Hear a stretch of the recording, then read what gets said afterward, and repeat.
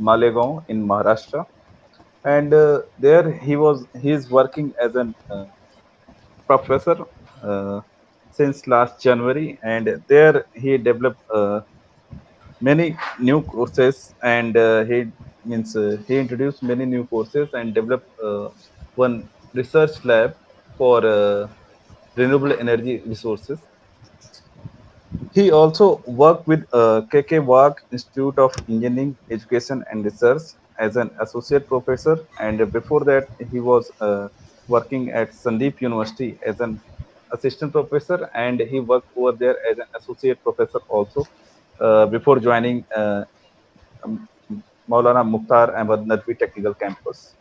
And if we count his number of publications and books, so there are big list, but I'm just going to give some numbers. So there are four books in his belt, and he is having more than 11 papers in reputed journals and several transactions, and he's having more than 22 international conference papers, and there are more than five national conference papers, and he's delivered more than 30 keynote lectures at various institutions for different workshops, FDPs, and several other programs. If we talk about his education, so he did his doctorate from Motilal Nehru National Institute of Technology, Allahabad, in year 2018, and where he worked as an junior research fellow and senior research fellow, and he worked on the uh, he completed his thesis on photovoltaic converter topologies and control tolerance optimal energy harvest efficiency. And from the same institute he did his post graduation, where he worked and developed FPGA core simulator for modulation of multi-level voltage source inverter using system generator. And I'm very grateful to have Professor Akbar Ahmed from Maulana Mukhtar Ahmed Nadwi Technical Campus, and he's my friend also, and we worked together for 1 year uh, at same institute, and there I came to know about him, and he's a very kind and gentle person also. So I welcome Professor Akbar Ahmed. Sir, are you there? Yeah, thank you so much for the very nice introduction, Shashank sir, and very good afternoon to all the participants. Okay, sir. I think you need to continue. Thank you for means uh, accepting our invitation in very short span of time. And I let you know that he's right now he's going through some tough time. His parents are not well due to some COVID situation, and right now he is at his native place. So he's accepting our invitation. I'm very thankful, and he's giving his this means he is delivering his lecture for this session from his native place. So I'm very thankful for giving you. I'm very thankful for your valuable time. Thank you. Thank you. Welcome, sir. So, shall we start now? Yes, sir. Yes, sir. Please. All the participants have joined, I suppose. So, I'm just sharing my screen now. Uh, just to before starting, I would like to know that the audience is basically majorly faculty or the students, so that it will help me to explain basically whether they have some prior knowledge, or should I explain it from the very brief? I think there is a mix. Students and the faculties and people from industries are also there. Okay. Basically, most of the students are PG scholar and PhD scholars, and few faculties are also joined. So you can start with little bit from basics, and then you can continue with the advanced stages. Okay. Okay. So I Okay. suppose my screen is visible to all of you. Yes, sir. Yes, sir. Please Yeah. carry on. So a very good afternoon. Thank you for inviting me on giving a talk over the fundamentals of MPPT for a photovoltaic application. And as you know that this course is basically about developing a model and development for the solar power microgrids. So since this is the first lecture in the series, I would be explaining the brief concepts and the details of MPPT techniques. And during my research work, also I have worked and developed one MPPT technique for photovoltaic application on multi-level sir एक inverter. Second. Sir So एक I second. would like to. Sudeep तो recording stop कर दी, on कर दिए ना? Yes, sir. Recording is on. Okay okay, thank you. Uh, continue sir please, sorry. okay. So today we are going to see basically solar energy PV systems. In that, what is the global context in energetics, then climate mitigation, proceeding, then we have progressive change of energy in the world, how solar energy is changing that, photovoltaic energies. Then we will discuss some brief things about the cell technologies. Uh, what is the present and future development status of PV? Then, if the time permits, I would like to explain some of the data sheets for the PV module, and then I'll jump to MPPT, and I'll try to show some of the work that I have done, and will explain to you. So basically, starting with the global energy consumption, here with this graph, can you observe that what is the major source that was giving the energy since 1800? This graph is basically showing the energy consumption demand since 1800 till 2015.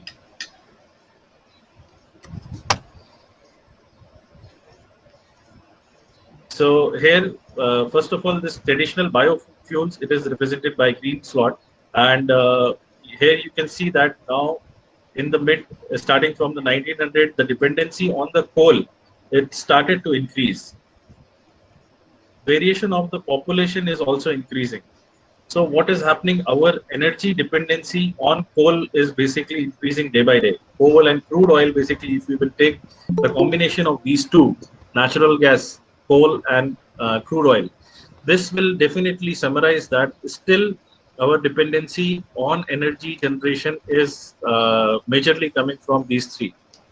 And this is basically fossil fuels, and this will diminish with some time. So I suppose all of you might be having this. Currently, we are 7 billion, and into 2011 consensus, then by 2050, as the population will also increase to 10 billion, it is predicted that the demand of energy will also increase. And there comes the picture of basically solar and geothermal energy.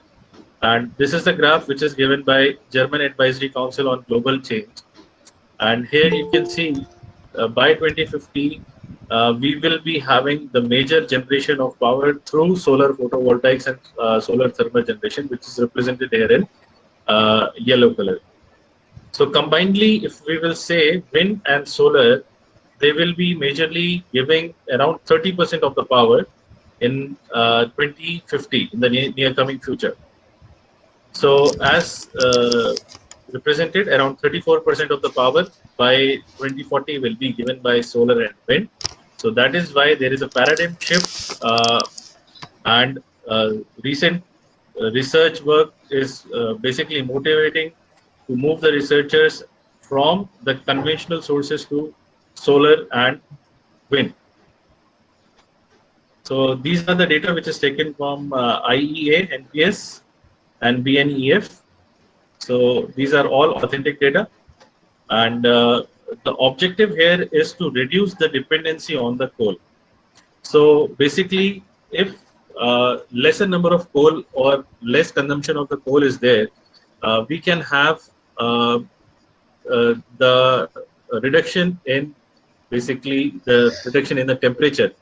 So this is energy mix compatible with the 2-degree scenario. Means if we want to, every year it is predicted that the temperature is increasing by 1 or 2 degrees centigrade. So if we want to reduce that temperature, this is the requirement of the humanity right now that we should move our dependency from the conventional fossil fuels towards the renewable sources like solar, wind, and that will change definitely the future. So these are all basically the motivation. And as you all know, there is unlimited amount of power that is coming from the sun for last so many centuries, and this was utilized. This is getting utilized for last so many years. So approximately 1,20,000 gigatons of energy it's coming to us across the year, and this is the worldwide distribution of the solar resources. So here we can see that if we will observe that uh, the areas which is lying between 10 degree to 40 degree south or north, they are having a very good basically the reception of the sun. So here, if I'll mention sun or solar irradiation, it means the same, and it is going to be represented in watt per meter square. So solar irradiation is basically is of the fundamental importance, and it's as you can see on the global map, 10 to 40 degree, where our country is also lying. It is the most suited area in which we can have a very good or a tremendous amount of power that is generated. So solar is the world's most abundant energy source. There is no doubt in that. And the instantaneous amount of power from the sunlight is basically measured by irradiance, and it is represented in watt per meter square. The solar irradiation is the resulting thing which is coming from the solar energy received at a given location during a given period of time. So watt hour per meter square, it defines the solar irradiation.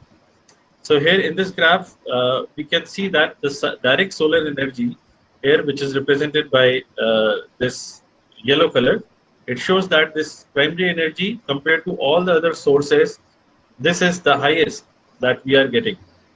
So it is in terms of exajoules, means 10 to the power 18 joules per year. So this shows that the tremendous amount or the abundant amount of solar energy is available, which is still required to be used. So coming to the availability of solar irradiation in India, I wrote one article, Solarizing India in 2016 for Ministry of New and Renewable Energy, in which I represented this data of India, where you can see that the variation of the solar pattern was studied, and this was shown for the whole India over 1 year of time.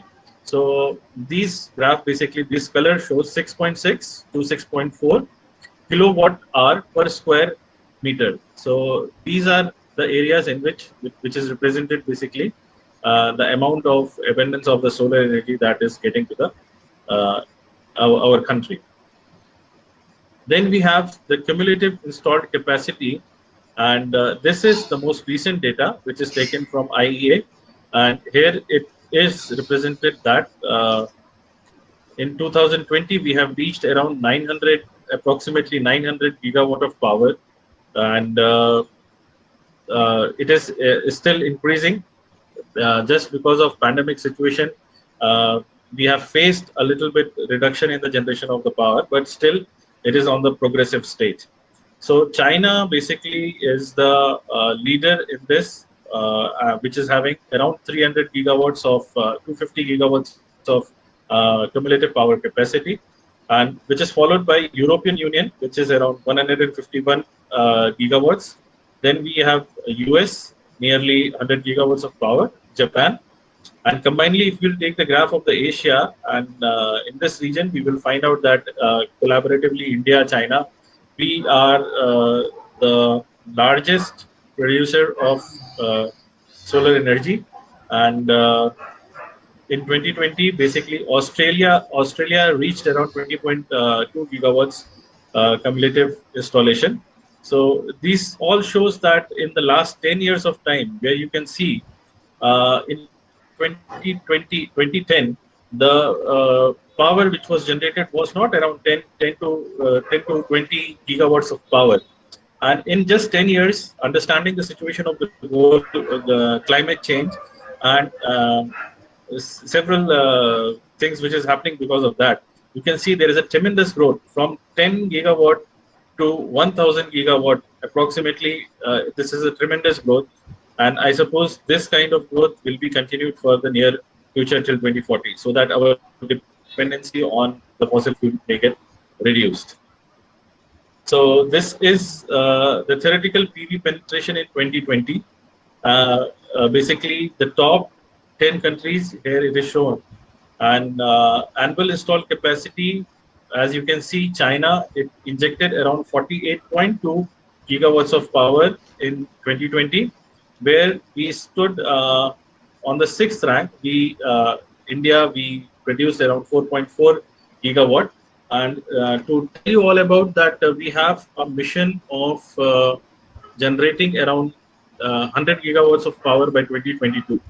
So cumulative installed capacity we have right now 47.4 gigawatt, and we need to double it in 2 years of time. So looking at the situation of the pandemic right now, we can think that these projects or these numbers can be achieved in the near future. So coming to the classification, that was all about the basic introduction of the solar PV. Coming to the classification of the solar PV conversion system, here we can see that the solar energy conversion system basically can be divided into two portions. First one is termed as a standalone system, where the load is directly connected with the solar, and the second one is grid interconnected system, where all the power that is generated is directly fed to the grid. So the standalone system basically it is divided in two parts. It can be of on the basis of electrical distribution. It can be of single phase or three phase. Similarly, the grid interconnected supply can be achieved from the single phase or the three phase supply. So coming to the portion of the grid interconnected portion, where we can see that single phase is further having two differentiation. First one is single stage, and then we have multiple stage or two stage. So here stage means we have a DC-DC conversion. Since the power that is coming from the solar, it is in the form of DC. That DC again needs to be fed to the inverter, and then inverter will directly convert that power. So that if one converter is doing all the thing, that is termed as single stage. Whereas if we use a boost converter to increase the amount of power that is coming to us, and then we use inverter, this kind of configuration is termed as two stages. So in single stage, we have only one converter which is doing the job of finding out the maximum power point, and also the job of converting the DC power to the AC. So these two jobs is done by a single converter, that is called single stage. And if we have a different converter, means separate converters, one DC-DC converter for the application of finding out the MPPT, and the second one is followed by the AC conversion stage, that is an inverter. So if we have two different topologies, then it makes a two-stage configuration. Similarly, for three-phase system, we have two configuration: three-phase three-wire or three-phase four-wire system. But both of these basically systems, they can also be classified into single stage and two stage. So jumping to the configuration of which is connected like with the load, here you can see that initially with the PV system, I have tried to show one figure which is compiled by a large number of PV modules. So this is called a solar field. Solar field, it is making a PV system, and several number of solar cells are connected in series and parallel to make the module. Then those modules are connected into strings. We'll try to see that. Then these are basically producing a DC output. And then we have input filter stage. This filter, after that filter stage, we have a DC-DC converter. The job of this DC-DC converter is to find out the MPPT and boost the power that is coming from the input side. And that boosted input amount of power is fed to the inverter stage, this kind of stack, it is present in the solar power plants. And then we have the output filter, which is connected to the load. So load, if it is simply connected to the load, it is a simple standalone thing. Or if it is connected with the grid, it is fed to the grid, then it is called a grid connected system. So starting from cell to array, since the amount of voltage that is generated from a single cell, it is very small in number. So we need to connect those cells in series to increase the amount of potential of voltage. So once the voltage is increased, now the problem is that how do we increase the current? So we can see that here, if I'll say that one cell is having a 0.7 volt, and in a module you can see if n numbers of cells are there. So n multiplied by 0.7, that will increase the amount of my potential, my voltage. But what about current? If I want to have the current in a string, so current, is it going to be same or different in a when it is going to be same and when it is going to be different? Any answer on that? Anybody? Same.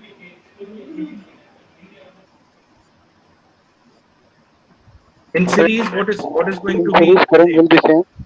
Yeah. In series, current will be same. Yes. And if we divide it in parallel path, then current will increase. Yeah. So here you can see that one module is there in which cells are connected in series, and then we have a string. The string means in which several modules are connected in series.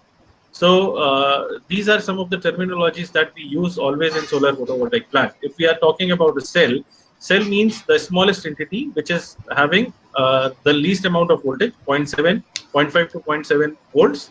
And then we have module. Modules are basically one PV cell or PV array or a PV module in which several cells are connected in series, and they have a certain range like 48 volts or 5 amperes, like that. It varies basically depending on the amount of the cells that are connected in series and parallel. Then if we want to increase the number or the amount of voltage in a series supply, then we have to connect some modules in series. So it is best if we connect the same rated modules in the series, because in that position it is easier to find out the maximum power point. Or else, if the different modules of the different makes are connected in series, there are some challenges. We'll talk about that. So let us say if we are forming a string and we are connecting different modules in series, they are increasing the amount of voltage, and the current is going to be same, right? Current is going to hamper in this if I connect several modules in series.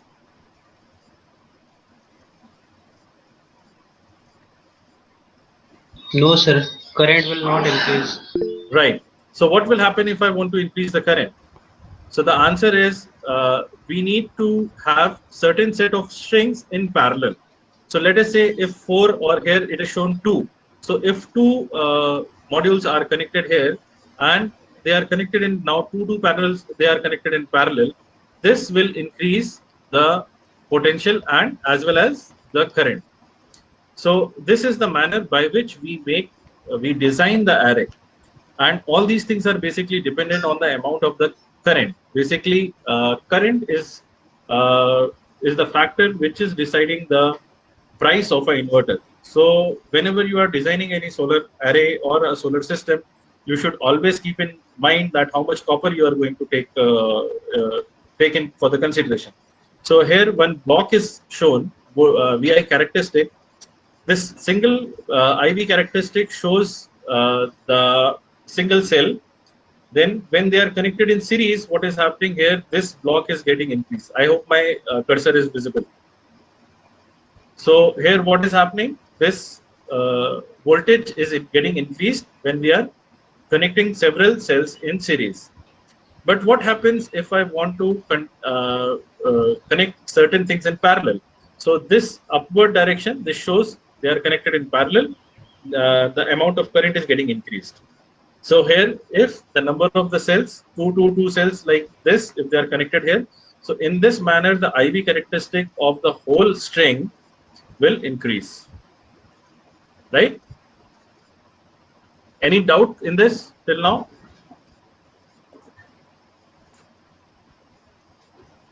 Sir, where it is connected in the parallel form, so how it is possible to increase the voltage, but in this graph voltage also increased. Sorry, can you please repeat the question? Sir, in this graph, our current is increased as well as our voltage is increases. So, sir, how it is possible when it is connected in parallel form, so voltage is increased? See, voltage is decided by the number of the string. I'm saying here, if I'm using n number of strings here, 1, 2, 3, 4. If one module is producing, let us say 10 volts, if another module is connected here, and like that, I'm connecting 10 modules. So in this manner, if I'm using the same string, so 100 volts will be produced from this one string. Do you agree on this? Yes, sir. Yes, sir. So similarly, if I'm using the same string again here, this 100 volt of string is producing 100 volt and let us say 10 amperes. It is same. So 100 multiplied by 10 here, it is producing how much? 1 kilowatt. Right? Yes, sir. Yes, sir. So this 1 kilowatt is produced by one string. And now if I'll add another 1 kilowatt of string in parallel, so what will happen? The total power consumption will be 2 kilowatt, right? The Yes, total sir. power that will be coming, that will be now added up. So, but which quantities will increase? Is the voltage going to be remaining to be same, or is it going to be changing? Sir, it is going to be changes. Sir, our whole power will be changes. Whole power is a one. Now the question arises that can we use different strings in parallel? The question was here that we were using the same or the similar module connected in a string. Let us say 10 modules, 100 watt, they are connected in series. So one string, one string is producing 100 watts, another string is producing 500 watts, third string is producing, let us say, 400 watts. So is it the means is it possible or not? Just answer me on that.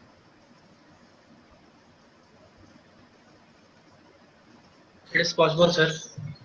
Yeah. So I suppose you got the answer. In the array, we can have a different strings producing the different amount of power. But in that manner, what is going to be changing? It is advisable that we use the similar kind of setup, but it is not theoretically possible that all the modules are operating at a similar condition. So I'll explain it now how this is going to affect the efficiency of our solar panels. So before going ahead to that, we'll see the comparison of the commercially available PV module technologies. So first one, basically polycrystalline. It looks, I have tried to put some pictures so that you might have seen this, but you might not be able to identify which material it is from. So if you will see like this kind of structure, this is made up of polycrystalline silicon, and its efficiency is basically ranging up to 16%, 14 to 16%. And then we have a monocrystalline silicon, and here one quantity is also represented here as degradation rate of power, which is percentage per year. So here you can see that this is around 0.6%. So 0.6% of power degradation in the efficiency every year is there in polycrystalline silicon. And then we have monocrystalline. If you will see this kind of structure where a small cube kind of thing is left in between, this is called as a monocrystalline silicon, and its efficiency, it ranges from 15 to 17%, and the degradation rate is basically 0.3 to 0.4%.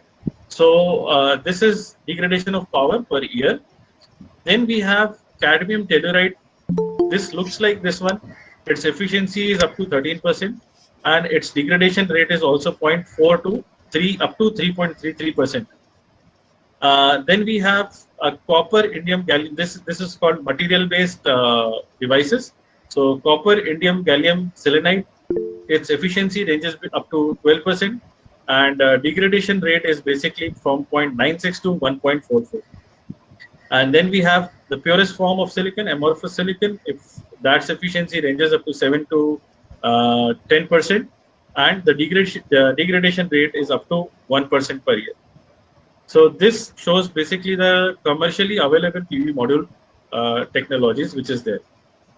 Now moving ahead to the mathematical modeling of a PV cell. PV cell, as I've explained, it is a smallest entity and a smallest entity of the PV array. So it is represented by a current source over here as IG, and a diode. It is connected anti-parallel to this one, and then we have two more components: RS, series resistance, and a shunt resistance. And the amount of current which is flowing, it is I naught. So I naught here, it is represented by basically this term, uh, where we can see that I naught equals to IG minus IR is the current which is going across the diode. It is represented as this equation. Here you can see that the temperature is also there. So I would like to explain here that this the characteristics of the PV cell, basically they are dependent on two things over here. First one is temperature, as we can see, and second one is G. Here it is represented as insolation. So insolation or irradiation. So once these two things changes, our current and voltage in the characteristic changes. So this basically shows the formation of the IV curve. So what happens as the amount of light is falling on the surface, this curve is slowly moving upwards. So in this way, the IV characteristics, initially when there is no light, there is dark situation, it shows the characteristic of a diode. And when we have no light and the reverse current is flowing, then this comes to the downward area. And when we have the amount of photons falling on the surface of the solar photovoltaic cell, then we have the increasing trend. So in this manner, this curve starts to move upwards. So in this manner, we have achieved the IV characteristics of a PV cell.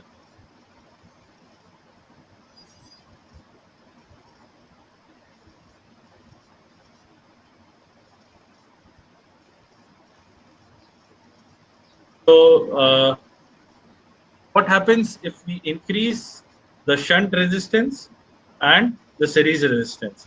If the value of shunt resistance is increased, we can see that there is a minimal changes in this area. Whereas if we change the series resistance, the amount of the square, or we can say that the curve changes very, very highly. So we need to see what is the value of RSH and RSH that is presented in the data sheet. Then how we define the point of maximum power point. What is the need of maximum power point? What is happening? This curve is basically generated from the Typhoon Typhoon environment, where I have taken a small value around 15 watts of power that is used to be generated from a single cell of around 12 volts, which is having a 1 ampere, 1.15 amperes of current. So here, this blue point here, it is showing the pinnacle of this point at which the power is maximum. So this point at which the power is maximum, this point is basically called maximum power point. So the objective of any engineer or a solar engineer is that we need to operate our device at this maximum power point. And the challenge is that this point is dependent on temperature and the sunlight. And these things are changing with time, always. So what happens whenever we have any change in the string or in the module, this characteristics also changes very dynamically. So here you can see that the converter, DC-DC converter, which is in this format, the job of this converter is basically to adjust the location of this voltage, or to identify the point of that voltage at which the power which is generated, it is maximum. So the objective of this DC-DC converter is to switch the MOSFET in such a pattern that my PWM is generated in such a pattern that it should return me this value of voltage. Here, can you observe what is the amount of voltage which is occurring at this point? 14.92. Can you find out this point? Yes, sir. 14 hello ji sir बताएं। जी sir मैं एक lecture ले रहा हूँ अभी।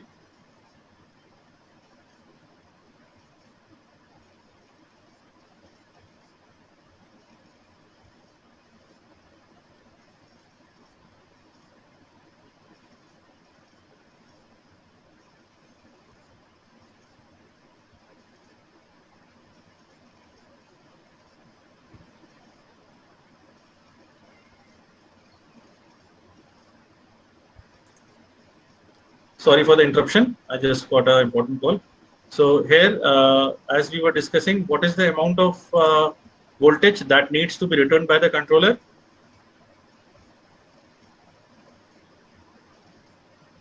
Am I audible? 14.5. Yeah. So somewhere around 14 volt, 14 voltage, 14 volt needs to be returned.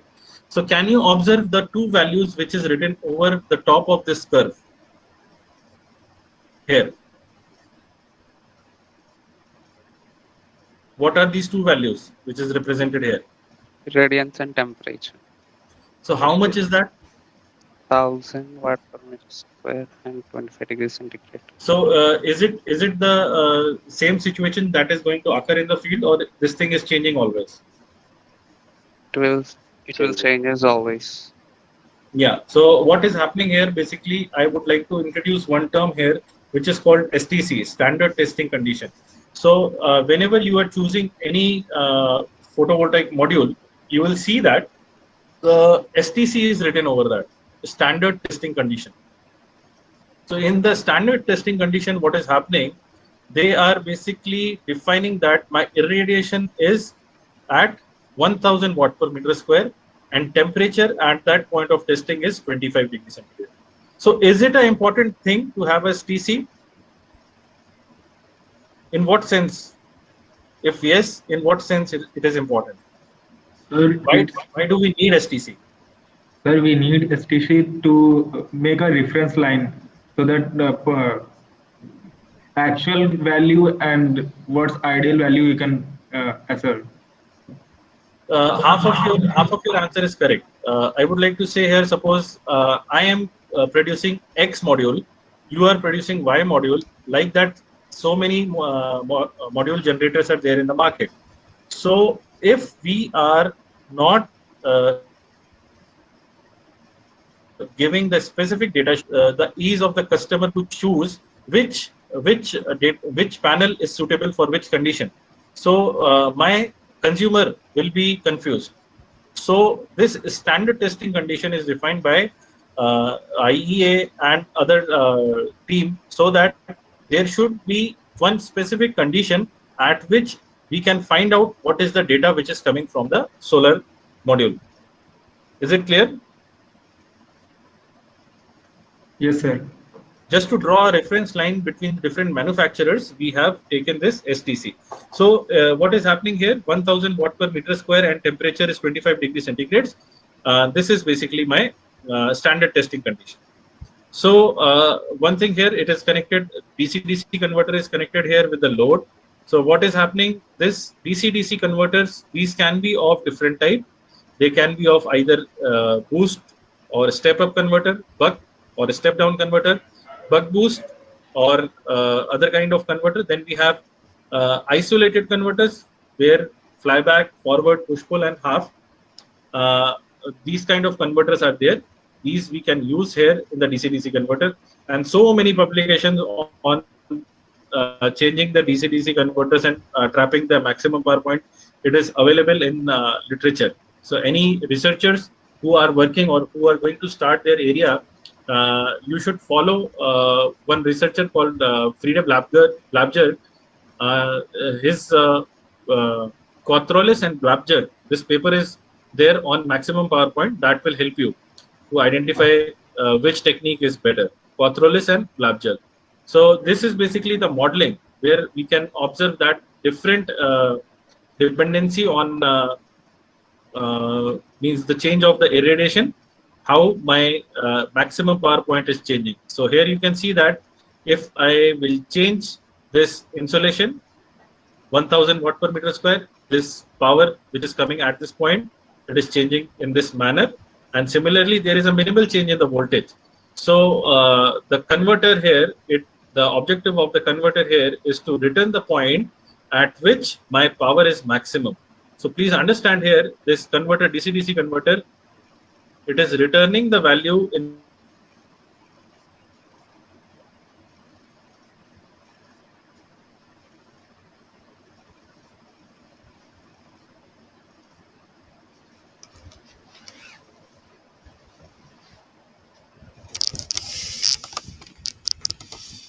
controlled in conjunction with the load.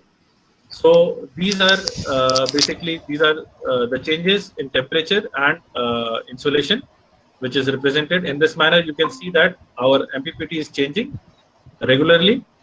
So what is MPPT now? I suppose it is clear to all of you that it is an electronic system that operates the photovoltaic module in such a manner to extract the maximum power from the system. So what is maximum power point? It is operating at which the maximum power can be extracted from the system, usually represented as MPP. The output of solar module is a function of solar irradiation and temperature. And generally, MPPT is installed in between so a PV system and load. So this thing we have seen earlier also. So now to classify several MPPT techniques, which is available in the market right now. So MPPT methods, basically, they are divided in two portions. First one is uniform irradiation and second one is non-uniform irradiation. So if I'm talking about uniform irradiation, it means that the similar kind of characteristics we are achieving from all the modules which are connected in series. So uniform irradiation here means that it will return me the singular peak. And here non-uniform irradiation means that we have multiple peaks in a system. So whenever we are talking about uniform irradiation, we have these topologies which are currently available in the market and literature. There are so many, I think more than hundreds you will find out. Our Indian one, good researcher is also there. I think Dr. Nishant Kumar. He has also several publications on this area. You can see IIT Delhi, constant voltage current, and then extreme surge control, increment conductance, numerical algorithm, perturb observation. This is the most basic technique, perturb observation. Then we have model based. Then we have single sensor technique, artificial intelligence based, ripple correlation, and sliding mode control. So these are all techniques. If you are interested, you can follow or you can start the work in this area. And if you need my help, I will help you how to find out and how to work on these such kind of techniques or to implement it on the digital controllers.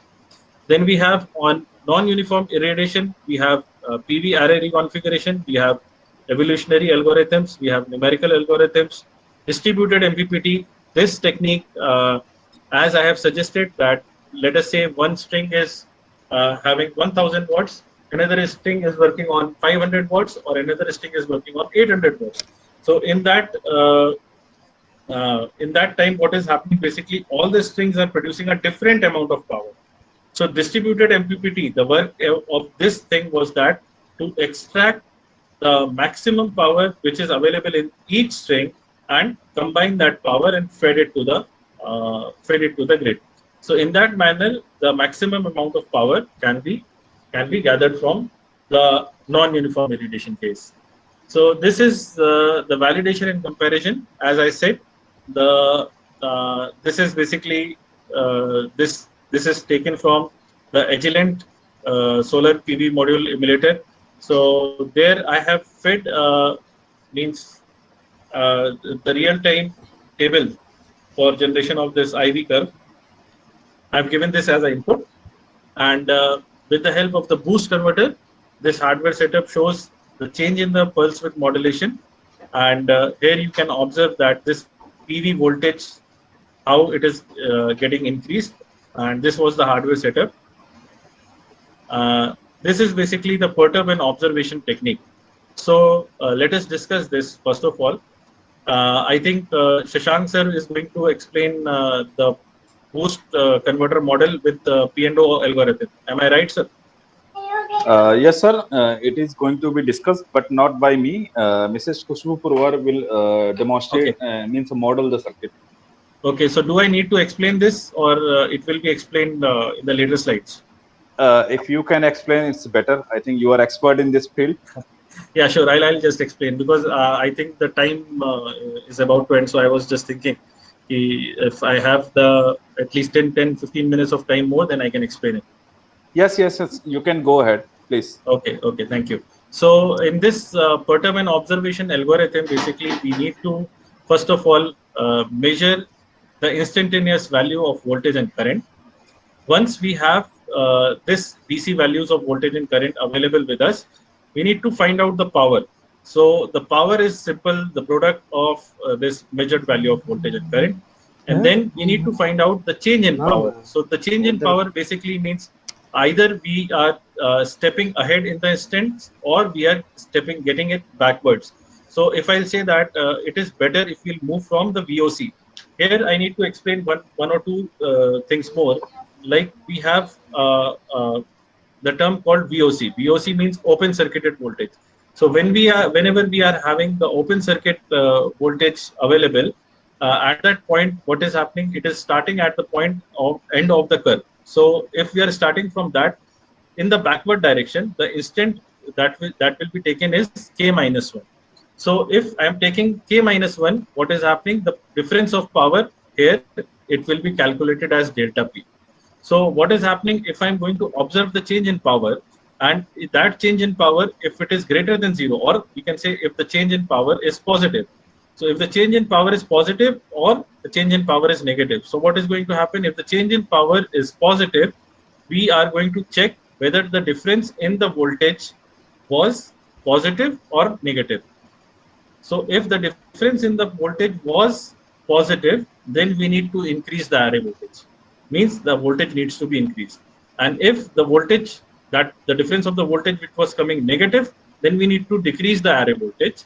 And in this manner, we will update the instantaneous value of voltage and current, and we will achieve the point after which there is the minimal changes. So what happens here, basically, if you are working on the algorithm, here you will find out that it will never stop. This algorithm will never stop. ये instance जो है, these are kept on decreasing with time. But what we need to do as a programmer, we need to give it a tolerance limit. Means we need to run this program after which we don't see 5% or 7% of change in power. If there is no lesser change in power, then we consider that point of voltage and current as the maximum power point. So what is happening over here? This curve, basically, this is shown as power perturbation steps, and this is compared with PV curve scan technique. So in industries, this kind of techniques are used.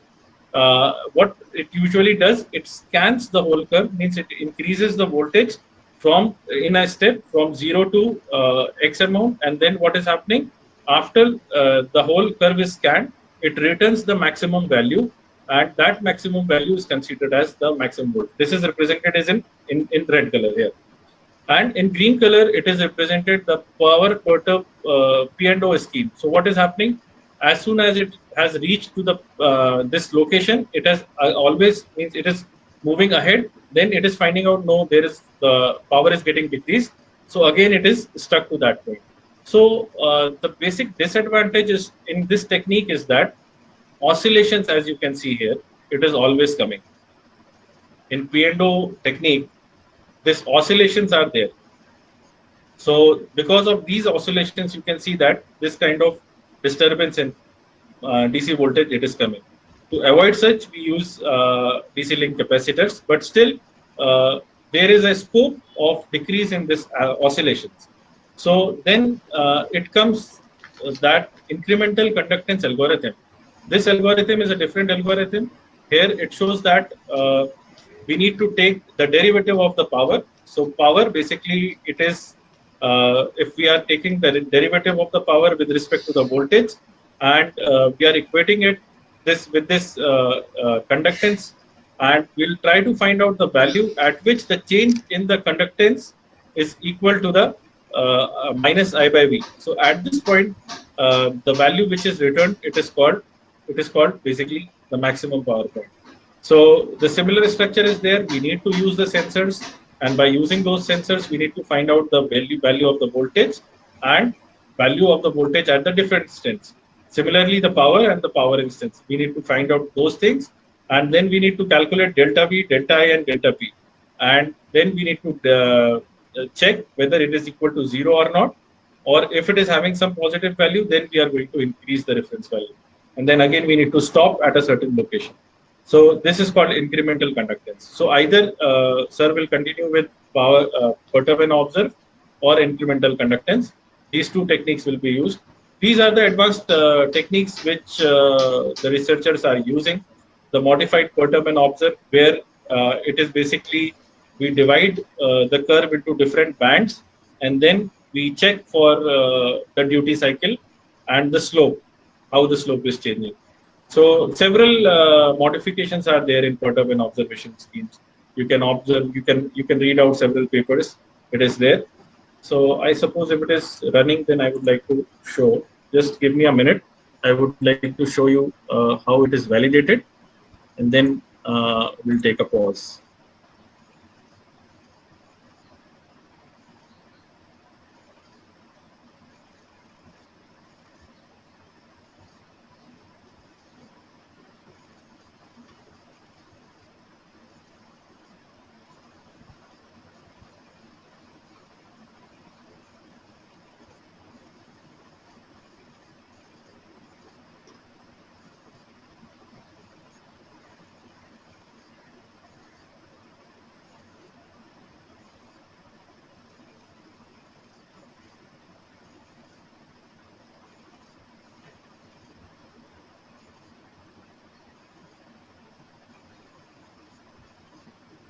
Yeah, is my screen visible to all of you?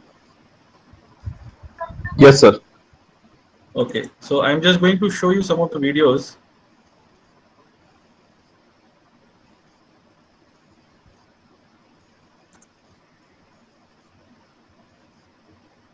So this is the tracking curve in which it is presented as this cross line. It is showing that whether my point is this point is moving, and the square line here, square block, it is showing the maximum power point location. So this cross needs to find out at which position my maximum power point is coming. So this curve basically, here you can see that this is the MPP efficiency, and it is the snapshot of the Agilent photovoltaic emulator. So you will see that it is moving ahead, and then it is coming, it is trying to track. So now I think it has reached to the location where you can observe here this red line. It is approximately at the point of maximum power point. So this is approximately 98% efficiency के साथ it is tracking. This is simple P&O observing under uniform insulation scheme.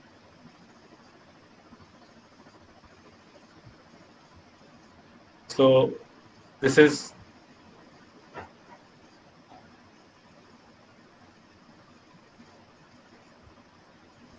then next one is I would like to show you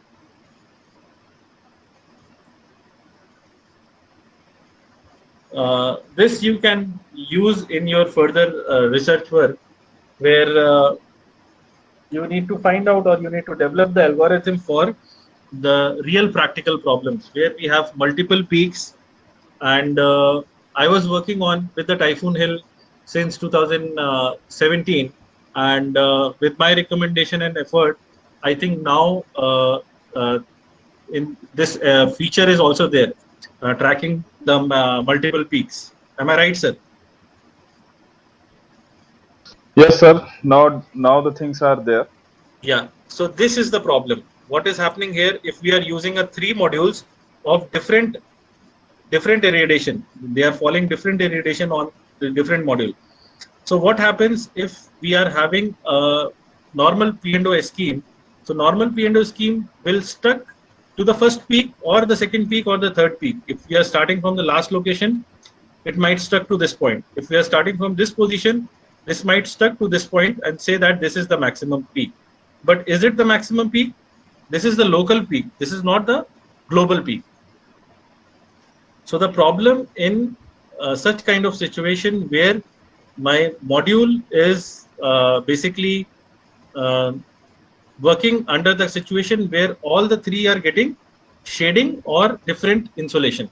So under those conditions, when my modules are getting working on a different insolation, this kind of multiple peaks can occur. So this increases the complexity for the MPPT algorithm also to find out at which point it is going to return the maximum power. Can you identify which is the global peak here?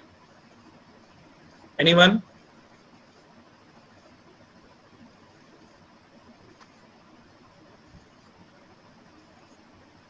Can you identify anybody? That red color.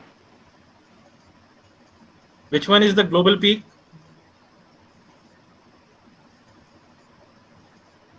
Last one. Last one, or we can say we can Yellow observe color. that Middle we one. can observe around near 45 volts, right? But Yes, still, sir. Yes, sir. still three local peaks are visible. Like how many peaks are there in this curve? 3 peaks. Am I correct? So now you can see that the effectiveness of the algorithm is tested on a similar STC. Means these are operating in 1000 watt per meter square or the different condition, but the schemes which required to be compared also, those schemes are also required to be tested under the similar scheme, similar testing condition. So here now you can observe that this has tracked the maximum location with 98% of efficiency and returned this value 45 volts needs to be adjusted from the DC volt so that my power is maximum, right? So in this manner, this is basically the terms that we are using, and these are the references. I suppose this is clear to all of you. So any doubts, any queries?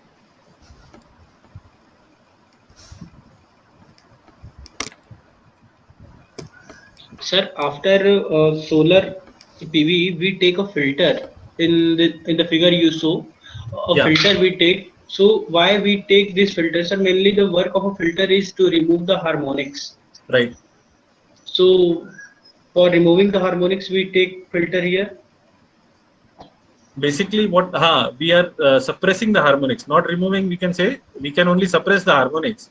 So by using filters, what happens when we are converting from DC to AC, in the inverters they are producing some of the harmonics. So such kind of filters are designed to suppress the harmonics, and with that factor only we are going to design the LC filter or LCL filters, so that we have the maximum DC amount of maximum amount of voltage with least harmonics. Okay, sir. Thank you.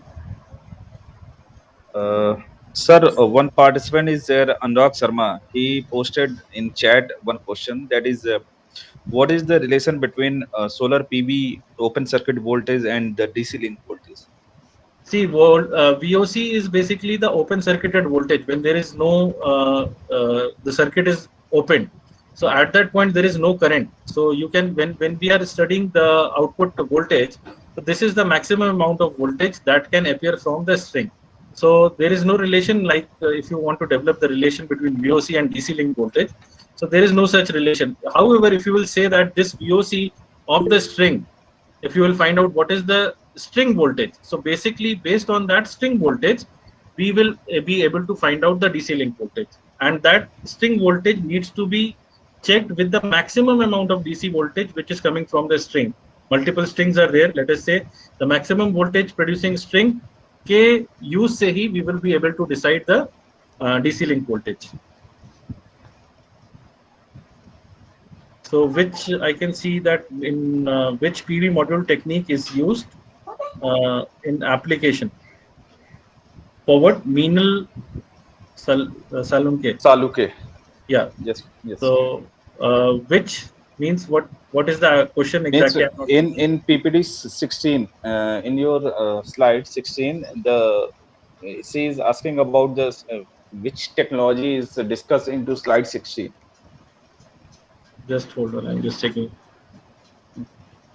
Slide number 16. It's the difference. Acha, you are asking about comparison of commercially available PV modules.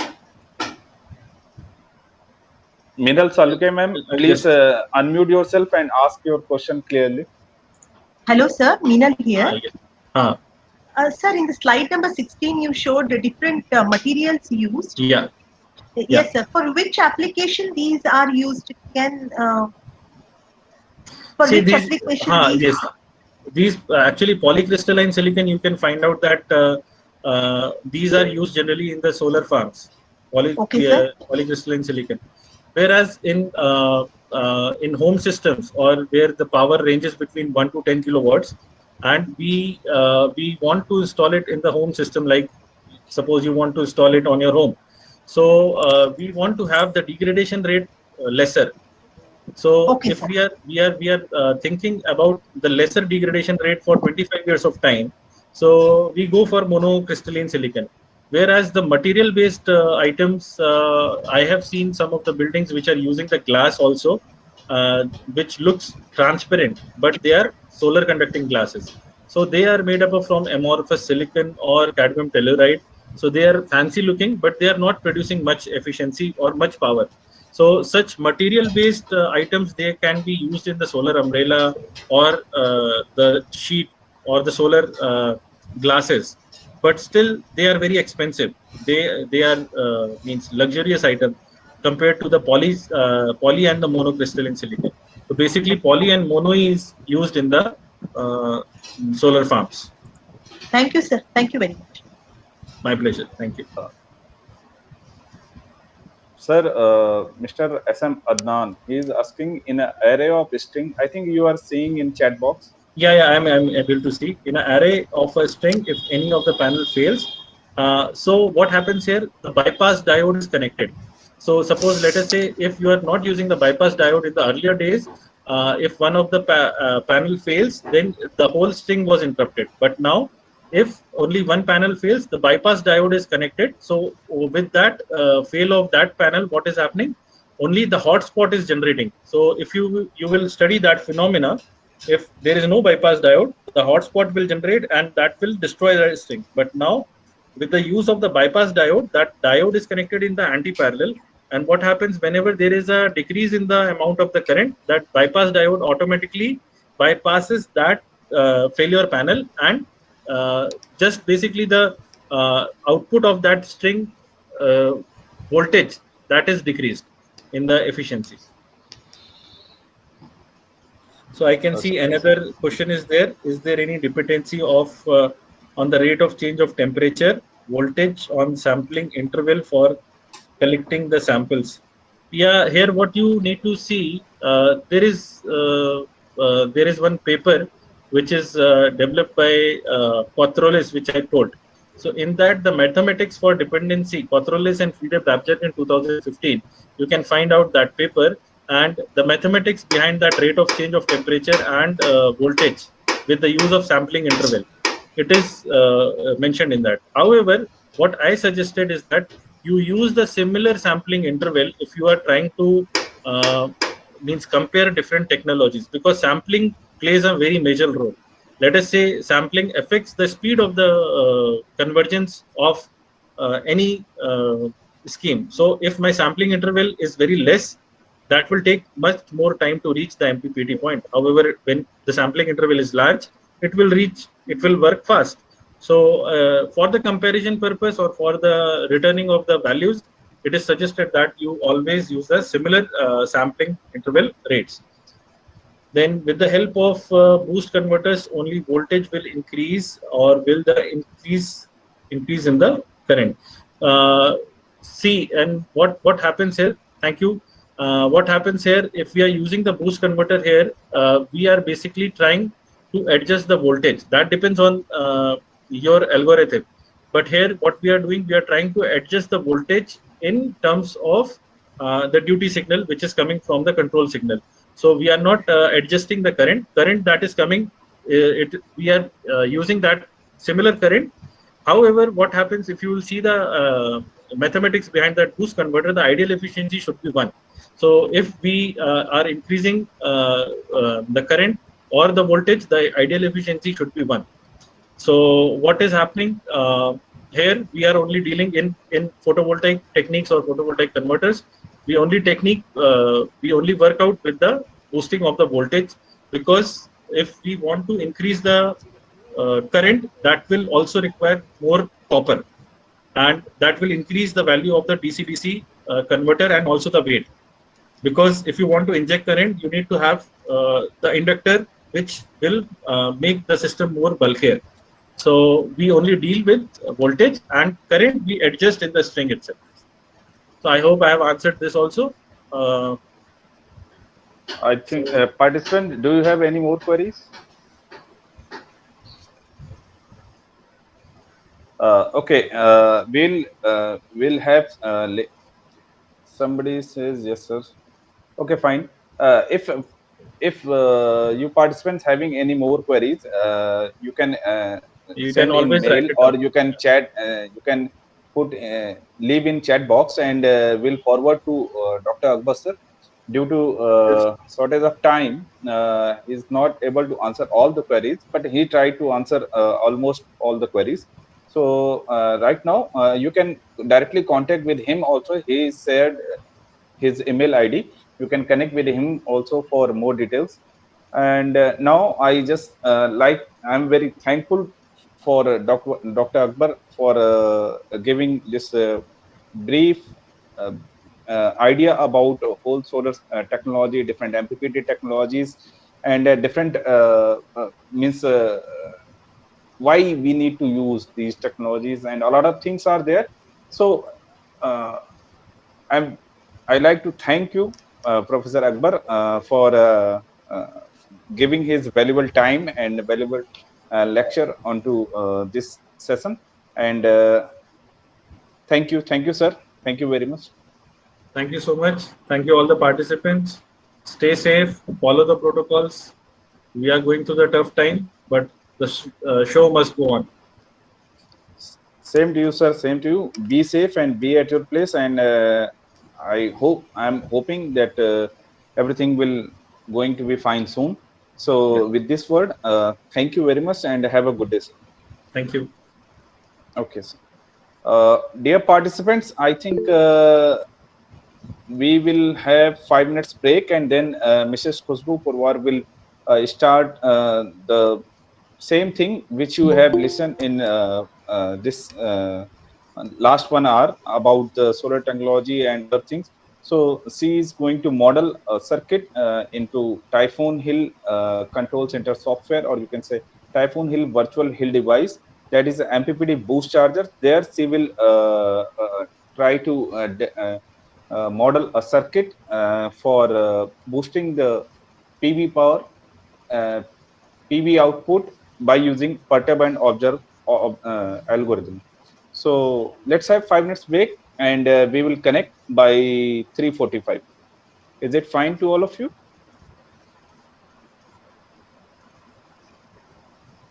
Yes, sir. Okay, fine. So we will connect again by 3:45.